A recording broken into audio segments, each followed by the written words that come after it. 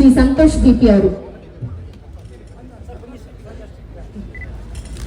ಚಪ್ಪಾಳೆ ಬರಲಿ ಸಂತೋಷ್ ಬಿಪಿ ಅವರೇ. ಹಾಗೆ ಶ್ರೀ ಲೋಕೇಶ್ ಎಂ ರವರು, ವ್ಯವಸ್ಥಾಪಕ ನಿರ್ದೇಶಕರು, ಸಿಇಒ ವಿಶ್ವನ್ ಟೆಕ್ನಾಲಜಿಯಸ್ ಪ್ರೈವೇಟ್ ಲಿಮಿಟೆಡ್.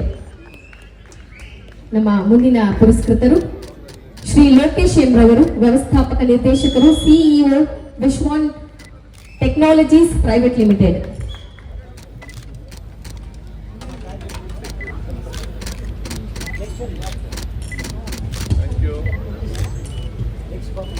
ಹಾಗೆ ನನ್ನ ಹೆಸರು ಸಂತೋಷ್ ಬಿಪಿ ಅಂತ.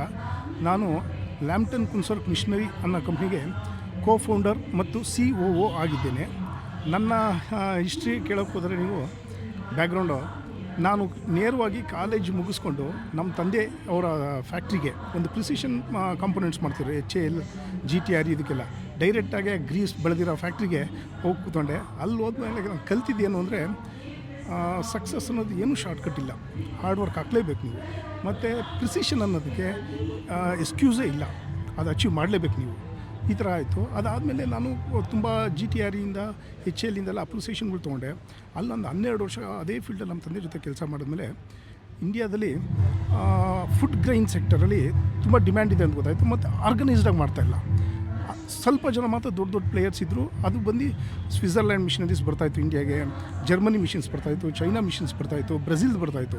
ಇಂಡಿಯಾದಲ್ಲಿ ಅಂಥ ದೊಡ್ಡ ಮ್ಯಾನುಫ್ಯಾಕ್ಚರ್ಸ್ ಇಲ್ಲ. ಅವಾಗ ಅನ್ನಿಸ್ತು ನಾನು ಬರೀ ಏರೋಸ್ಪೇಸ್ ಕಾಂಪೊನೆಂಟ್ಗಿಂತ ಇದ್ರ ಮೇಲೆ ಯಾಕೆ ಫೋಕಸ್ ಮಾಡಿಕೊಡ್ದು ಅಂತ. ಆ ಥರ ಇಳಿದು ಪ್ರಾಡಕ್ಟ್ ಡೆವಲಪ್ ಮಾಡಿದೆ. 1 ವರ್ಷದಲ್ಲಿ ಎಲ್ಲ ಪ್ರಾಡಕ್ಟ್ ಡೆವಲಪ್ ಆದಮೇಲೆ ನೇಪಾಲ್ ಸ್ಟಾರ್ಟ್ ಮಾಡಿದೆ. ನೇಪಾಲ್ ಮಾರ್ಕೆಟ್ ಚೆನ್ನಾಗಿತ್ತು. ಬಾಂಗ್ಲಾದೇಶ್ ಬಂದೆ, ಮಯನ್ಮಾರ್ ಮಾಡಿದೆ, ಶ್ರೀಲಂಕಲ್ಲಿ ದೊಡ್ಡ ದೊಡ್ಡ ಪ್ರಾಜೆಕ್ಟ್ ಮಾಡಿದೆ. ಆಮೇಲೆ ಆಫ್ರಿಕಾಗೆ ಹೋದೆ. ಈ ಥರ ಎಲ್ಲ ಮಾಡಿದ್ವಿ.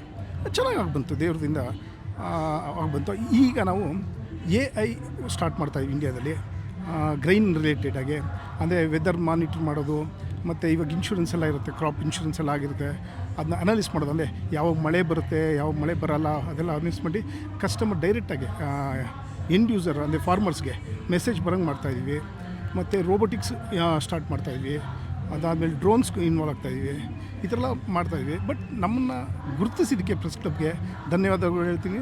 ಮತ್ತು DCM ಅವರು ಇಂಥ ಬಿಸಿ ಶೆಡ್ಯೂಲಲ್ಲೂ ಬಂದು ಅವರು ಟೈಮ್ ಕೊಟ್ಟು ನಮ್ಮನ್ನ ಪ್ರೋತ್ಸಾಹಿಸಿ ಮತ್ತು ಅವಾರ್ಡ್ ಕೊಟ್ಟಿದ್ದಕ್ಕೆ ಅವ್ರಿಗೂ ಧನ್ಯವಾದಗಳು ಹೇಳ್ತೀನಿ. ಇಲ್ಲಿ ಬಂದ ಗಣ್ಯ ವ್ಯಕ್ತಿಗಳಿಗೆಲ್ಲರಿಗೂ ಧನ್ಯವಾದಗಳು ಹೇಳ್ತೀನಿ. ನಾನು 28 ವರ್ಷದಿಂದ ತುಂಬ ಕಷ್ಟಪಟ್ಟು ಒಂದೇ ಫೋಕಸ್ಡಾಗಿ ಇಲ್ಲೇ ಇಂಡಸ್ಟ್ರಿಯಲ್ಲಿ ಕೆಲಸ ಮಾಡಿ ಇವತ್ತು ನನ್ನ ಪ್ರೆಸ್ ಕ್ಲಬ್ ಅವ್ರು ಗುರುತಿಸಿ ಈ ಅವಾರ್ಡ್ ಕೊಡ್ತಾ ಇದ್ದಾರೆ ಅಂದರೆ ತುಂಬ ಖುಷಿ ಆಗುತ್ತೆ. ನಾನು ಬಂದು ಫಸ್ಟು ನನ್ನ ಕೆರಿಯರು ಇಂಜಿನಿಯರಿಂಗ್ ಮುಗಿಸ್ಕೊಂಡು ಬಂದಮೇಲೆ ಪ್ರಿಸಿಷನ್ ಕಾಂಪೊನೆಂಟ್ಸ್ ಮಾಡ್ಕೊಂಡಿದ್ದೆ.